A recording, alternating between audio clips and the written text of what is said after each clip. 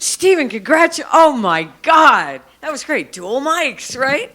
Yes. Congratulations. What a Thank you lovely, very much. lovely film, right? Oh my God. I don't know. You all must have identified with I want to be Addie, man. I want to be Addie. She was amazing. How did this all come about? Well, it was really a very personal journey of mine making the film. It didn't come from something I heard about. It actually, my dad passed away. My mom was 70 and she was alone in life for really the first time. They had like total soulmates for decades and decades, and she was just questioning like, who am I now in life? I'm not part of a team anymore. She would say, I'm just like an old lady now. Nobody looks at me the way I really am. That same year, I had a 78-year-old uncle who had never married, never been on a date as far as anybody in the family knew. And suddenly he met an 80-year-old woman, and they locked the bedroom door, and they were just teenagers again. It was like we couldn't figure out like that he had this desire and ability still living inside of him. And I thought if there was just some way to tell a story that would reveal to the wider world that assumes that anybody over a certain age is beyond that, or love is just cute, something it's not serious. If there was a way to tell that story, it could really open up a lot of minds and hopefully change some conversations about love and life and aging. Do I understand that you've been showing this to young people, teenagers? We screen to all different ages, which is the cool thing. I kind of pitch it as not a movie about age, but a movie about love. And we were even in high schools. We were in 2 high schools in New York City where we screened it with joint audiences, one of 8th graders and a senior center, and one with senior residents and 11th graders. And it was ridiculous, like ridiculously fun to stand there, because there was one little 13-year-old boy sitting in the front row, and he wanted to say something. He kept raising his hand, so I called on him, and he said, I was shocked by this movie. He said, these were old people, and they're looking for dates. And there was a woman in the back row from the senior center who just yelled out, get used to it, honey. Because here it comes. Right. And it was eye-opening to have generations that they're concerned about the same things. They realize that they're people in their 70s and 80s are thinking the same things they are, right? Insecure, hope to be accepted. Just like what's out there. Who will like me? Who will I like? It doesn't change. Deborah, tell us, were you involved in this specific film making? Well, Stephen was a student at the School of Visual Arts documentary master's program.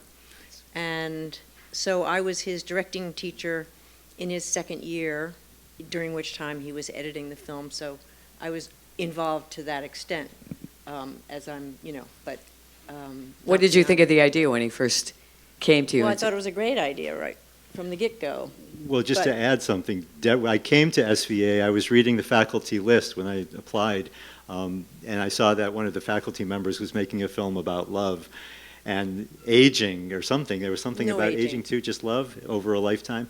So that was Deborah, and so she's making a love film too. Still making, but it's about aging now, right? Indeed. The love of aging, or the age of loving, yes. Why the title, The Age of Love? What did you mean? What did you mean by that?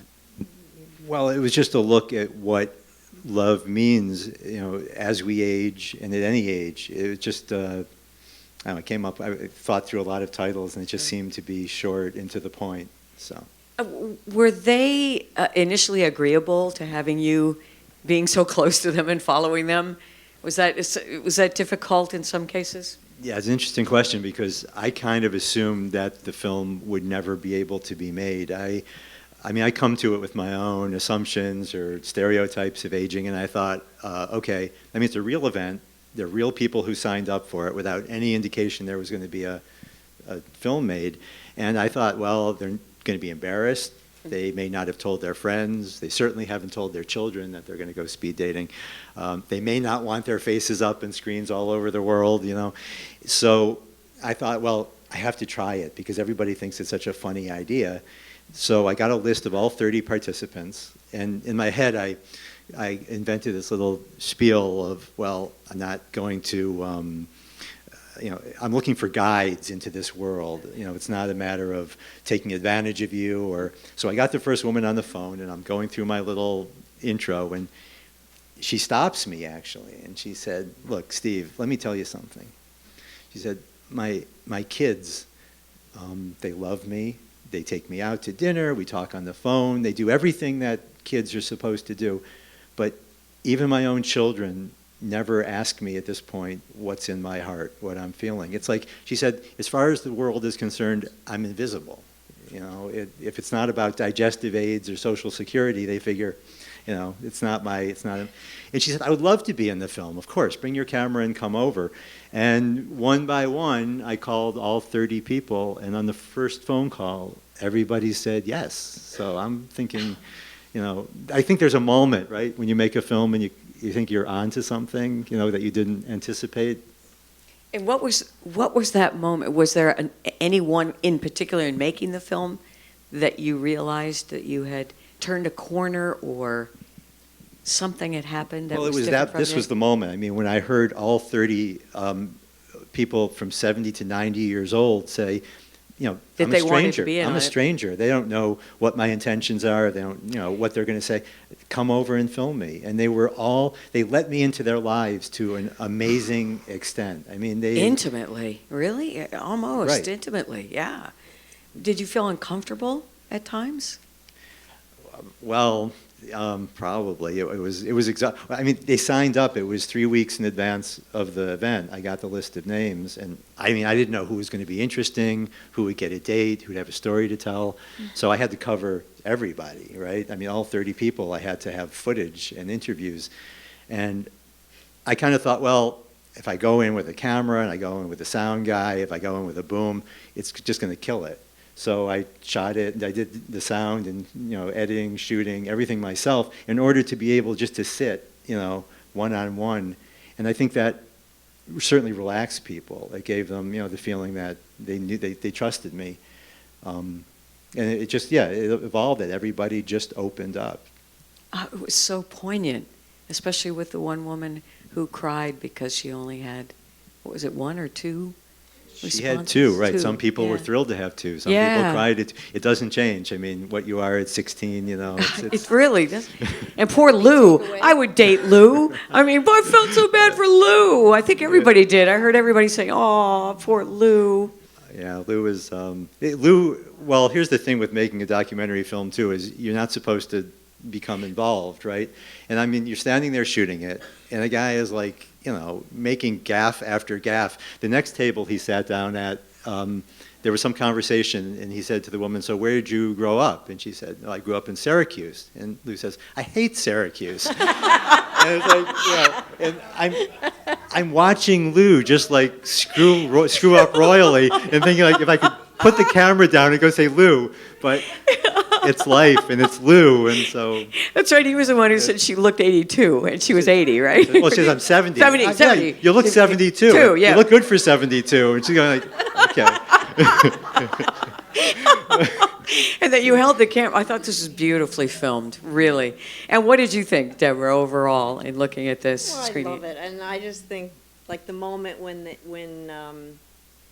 I mean, I think, any film where you can get people to laugh and cry is just the best, right? And my favorite moment is when the couple plays the trick on Stephen. When I saw that, I'm like, Oh, my God. that was so How did genius. you respond to that? Standing there. Yeah, well, it was the second to the last day of the summer. I had to be back in school like in 2 days, and I wanted to cover some of the dates, right? And I remember holding the camera and thinking to myself, okay, like who else can I call like this afternoon and to see if they have a date that I can. Tom Hurwitz, who is one of the camera teachers, professors at SVA, taught us in class, here's what you do. Here's the big secret to making a documentary. Just aim the camera and stay in focus and keep shooting. And I remember thinking to myself at that point, this is a disaster. It's not going anywhere, but stay in focus and keep shooting. And Good, you did. the funny thing, yeah, well, you get home and you look at the footage and you think, well, you know, I was a screenwriter before I came to SVA, and if you were trying to create a moment where, through subtext only, not directly, where two characters showed that they were really like on the same track and perfect for each other, I mean, you couldn't have written it any better. Oh, So it was a beautiful moment. documentary gold. Well, it's time now, but just one question? Does anyone have one question that we could, go ahead, yeah.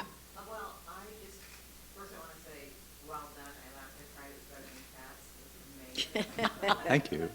But I also want to know, can you get it anywhere? Because I would love my 19-year-old daughter to see it. I just think younger people seeing it would be amazing. So where can you get it? Oh, thanks for asking. Well, I mean, there was a lot of different distribution options that came up when we were on the festival circuit, and I sort of decided it would be best to take it out at least the first year myself, because this kind of an interaction is really more valuable than like going to a multiplex and being buried behind Transformers somewhere. And so we've had about 200 screenings everywhere from Siberia. I was in London last week, to Sao Paulo in Brazil. We're on TV in 10 countries, and we're aiming for Valentine's Day to be in every state in the country and every province in Canada to try to really make a push. If you know of any organizations now who would like to organize a community screening, go to the website, theageoflovemovie.com, and there's a form you can fill out. But we can't get it. You can't. We're doing community screenings now through the summer. Then we're aiming for a PBS airing next fall, and then hopefully streaming and DVD sales. They're going to be that. Superstars, all of them. So right? I'm trying to just keep it. That was my question also, just if there's a moment, like any updates on any of the characters? Well, Donna wrote me last week and said, "No, hey cutie, how's it going?" I mean, they're all they want to be friends. I mean, Janice, after we were done shooting, said, "I felt like a movie star for the first time in my life. It's like I'm important again. Right. You know, what am I going to do when you leave town?" And I think, you know, nobody is married. That was in the actually. Yeah, he says that. Talk to Addie, I'll give you her number. There's a lot of people who are in relationships now. When we had the premiere in Rochester, they all came, some with new girlfriends and boyfriends, and some, just the thing, I guess the takeaway is it's not reality TV, it's a documentary. And my goal was to show that people have this option in life, regardless of how old you are. When Matt says in the end, I haven't found my soulmate, but I'm more aggressive than I used to be. There's an empowerment that these people felt afterwards. I can do it now. I think we all feel that, right? Yeah. Thank you for this Thank you film. very much. Thank you, Thank Stephen you. Loring. Deborah Dixon.